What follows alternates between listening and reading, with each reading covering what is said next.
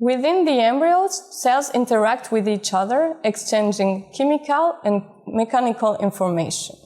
One efficient way of probing this interaction is to kill some cells and monitor the consequences on neighboring cells. The method we describe allows us to accurately ablate cells even deep in the embryo without damaging neighboring tissues.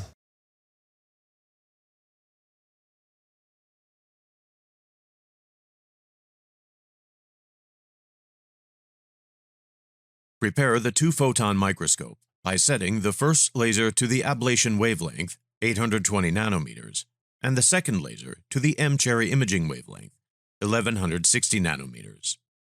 Using movable mirrors on the optical path, align the two laser beams at the scan head's entry and exit. To measure the maximum power of the first laser at 820 nanometers, place the power meter under the objective. Close the black chamber and set first laser power to 100%. Start data collection on the power meter. Open the laser shutter. Then measure the output power and compute the percentage of laser power needed to reach 300 milliwatts.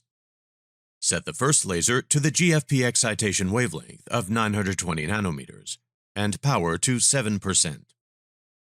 Adjust the second laser power to 15%. Activate the PMT detectors for green and red lines and set green and red line PMT sensitivity to 65. Adjust the field of view to 400 by 400 micrometers, image resolution to 512 by 512 pixels, and scanning frequency to 800 Hz. Select 3D time.